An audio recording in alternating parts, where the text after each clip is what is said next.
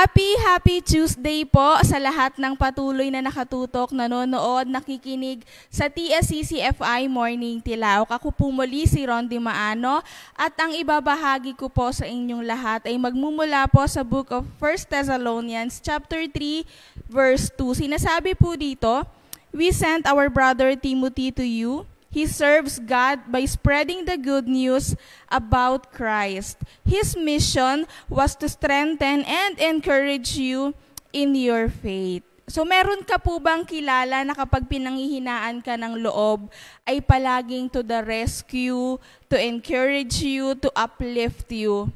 Or yung tao na palaging nagpapaalala sa'yo na huwag kang mawala ng pag-asa na may awa ang ating Panginoon Diyos. Maaring yan ay iyong pastor, sa leader, or yung malalapit sa iyong puso. Kaya po ito ay pinamagatan kong encourage one another. Pero bago yan, tayo po ay manalangin muna. Heavenly Father, salamat po sa umagang ito na biyaya mo sa iyong mga anak. Bagamat may mga nararanasan po kaming pag-ulan, ganun pa rin po ang aming pasasalamat sa iyo dahil may mga bagay talaga po na ginagawa ka para sa iyong mga anak, para sa amin, para sa ikabubuti ng bawat isa sa amin. Kaya kung meron mang po sa mga sandaling ito na pinanghihinaan ng loob, may they find comfort in you, in your words, in your promises. Dahil mabuti ka pa rin po sa bawat isa sa amin. Salamat po at ang mensaheng ito nawa ay magdulot ng encouragement sa lahat ng mga makikinig, paghugutan nila ng lakas ang iyong mga salita, ang iyong mga pangako. Salamat pong muli in Jesus' name. Amen and amen. So kagaya po nung tanong ko kanina kung meron ka bang kilala na taong parati nag-uplift sa'yo, dahil sa mundong ito nga po tayo ay nabubuhay kung saan punong-puno ng pain, ng struggle, ng disappointments. Madalas din na-feel natin na parang wala nang ang pag-asa, na para bang mag-isa ka lamang. Naranasan mo na po ba yan? It can also be difficult to keep our faith and stay encouraged kahit pa nga minsan marami na yung nagpapayo sa'yo. However po, napakahalaga din na maalala ng bawat isa sa atin that we are called to lift each other up. Sabi nga po sa 1 Thessalonians chapter 5 verse 11, nagpapaalala po ito sa atin, "Therefore, encourage one another and build each other up, as in fact you are doing." So paalala po yan sa atin na nandirito yung bawat isa sa atin, meron tayong responsibility sa bawat isa. So ngayong umaga po, we will explore yung ilang practical ways to encourage one another in the Lord so that mananatili kang strengthened and uplift. So if you're wondering po, ano ba yung mga paraan or paano ka ba makakapag-encourage sa ating Panginoon Diyos, patungo sa ating Panginoon Diyos, or naghahanap ka ng way to motivate others, gusto mong makatulong, i-consider mo itong mga ilang suggestion na ito.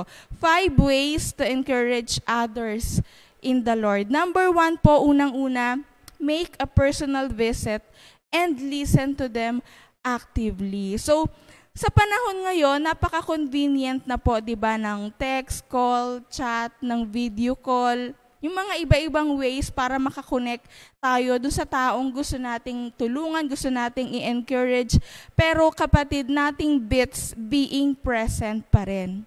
So there is power in presence po kasi doon nag-uumpisa yung intimate personal relationship sa isang between sa'yo at sa taong gusto mong mapalapit ka pa. So yung personal po na pagbisita natin sa mga taong gusto nating encourage ay makakatulong din po yan sa atin in gaining better understanding and awareness sa totoong sitwasyon or kinalalagyan ng isang tao. Kasi sa video call, sa calls, sa chat, hindi ka present doon, hindi mo actual nakikita or nararamdaman ano yung kinalalagyan ng tao na ine-encourage mo or tinutulungan mo, minomotivate mo. So sabi ko nga kanina, 'di ba, personal visit and listen to them actively. Siyempre kapag bumisita ka, of course may pagkakataon na yan na makapag-share siya sa'yo, kailangan nating makinig ng maigi. And kumbaga yung focus mo talaga nandoon sa mga sinishare niya sa'yo. So listening po, ito yung paraan para maipakita mo or maipakita natin yung genuine concern po natin sa kanila. So active listening enables you to comprehend and absorb lahat ng details doon sa istorya ng tao na yun or sa mga ibinabahagi niya sa'yo, yung mga kahit maliliit na bagay na gusto mong malaman sa taong iyon. So listening allows you to get yung mga personal information, yung mga kinakailangan talagang information. So sabi nga po sa Book of Proverbs, chapter 1, verse 5, a wise person will listen and continue to learn. And an understanding person will gain direction. So sa pakikinig mo, marami kang matututunan dun sa isang tao. At sa mga matututunan mo, sa mga malalaman mo about him or about her, mauunawaan mong maigi ano yung tinatakbo, nung direction, maybe nung relationship na binubuo mo sa kanya or binubuo nyong dalawa or ng isang grupo.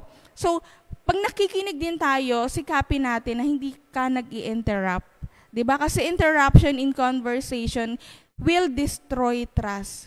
So talagang maging attentive ka sa pakikinig. Sabi nga rin sa atin ng Proverbs 18:2, a fool does not find joy in understanding, but only in expressing his own opinion. So hindi naman tayo ganyan, di ba? Na parang ikaw na lamang parati, opinion mo parati yung pakikinggan. Kapag bumubuo tayo ng relationship, it's important na nakikinig ka rin doon sa tao. So when you listen to someone without interrupting them, you gain their trust and respect. So listening enables you to form yung strong bond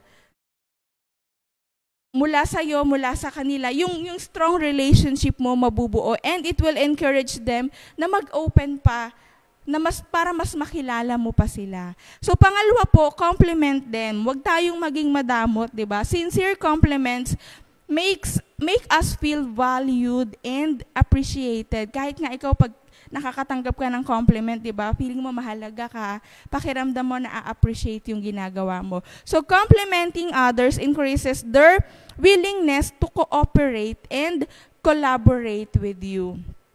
So compliments po, ito yung nag-encourage sa mga tao to be more creative and improve pa kung ano man yung ginagawa nila. Sabi nga po ni Erica Boothby, sabi dito, there is ample evidence that giving someone else a boost, whether giving compliments or expressing gratitude, has a mood-lifting effect and contributes to well-being. So talagang nakakabuti yan sa isang tao. Paalala nga po ng Proverbs 3:27, do not hold back anything good from those who are entitled to it when you have the power to do so. Kaya nga sabi ko, wag kang maramot. Kung kailangan i-compliment mo kahit sa mga simpleng bagay na nagagawa. Kasi doon sa paraan na yon, makakapag-build ka rin ng relationship, makakapag-encourage ka rin. So pangatlo po, share an encouraging Bible promise with them. Wag nating kalilimutan yan. Yung pagbabahagi natin ng scripture na relevant doon sa sitwasyon ng isang tao, it allows us to connect with them in a deeper level. It demonstrate din po yung genuine concern mo sa isang tao. So tandaan natin yung Word of God, it can give hope doon sa mga taong nadi-discourage. At nothing is more inspiring than the Word of God, than His promises. Ito yung nagbibigay ng comfort eh. Di ba kung may mga quotes kang nakikita na nakakapag-encourage sa'yo, what more yung Word of God na importante parati nating na ibabahagi, na ipapaalam sa mga tao. So pang-apat po, pray for and with them. Ano yung sinasabing pray for and with them? Praying for people who are discouraged makes them feel valued and wanted. Kaya nga napaka-importante na pinagdarasal natin sila, and together nagpi-pray din kayo, pwedeng as a group or by twos kung mayroon kang binibisita. Mahalaga na magdasal tayo ng magkasama.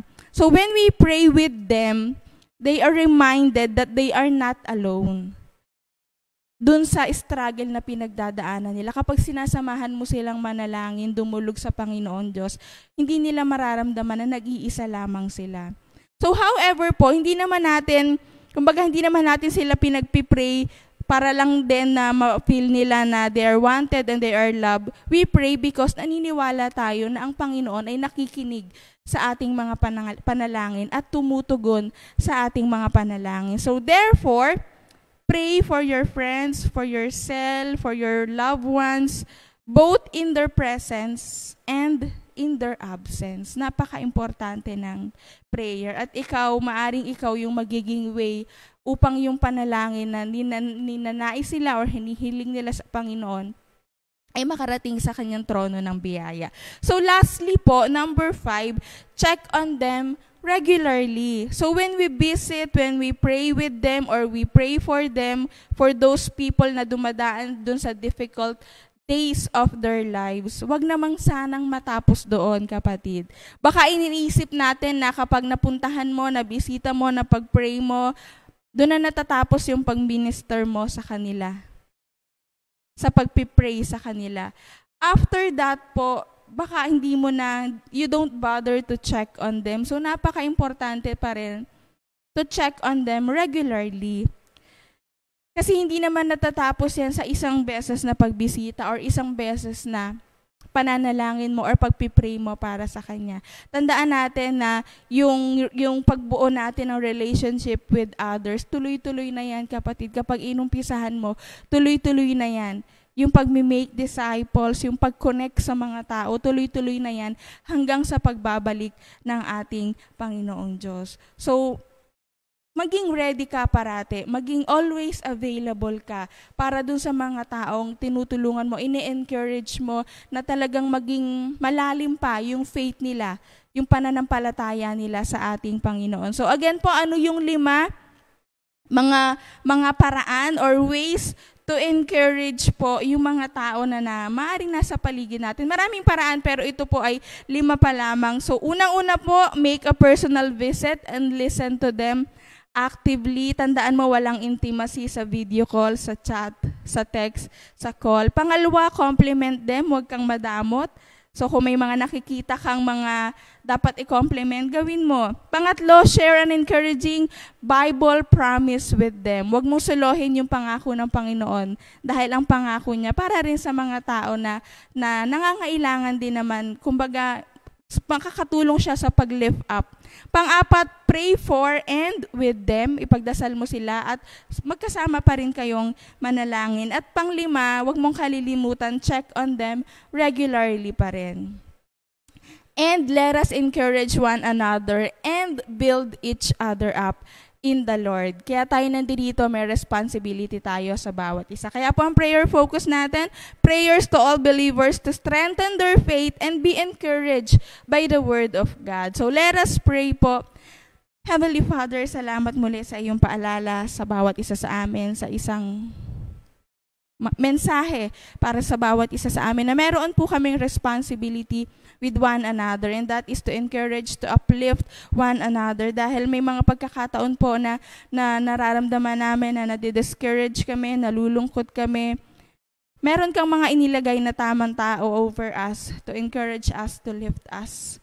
At nawa yung mga tao na ito ay pagkalooban mo pa rin po ng lakas, or even kami kung ginagamit po kami to encourage others, pagkalooban mo kami ng wisdom how to handle yung mga situation na makakapag-build pa rin kami ng relationship at mararamdaman ng mga tao sa paligid namin yung comfort in your words, in your promises. Gamitin mo lamang kami as your instrument. Ikaw pa rin yung maramdaman ng mga tao, ikaw yung makita, ikaw yung marinig.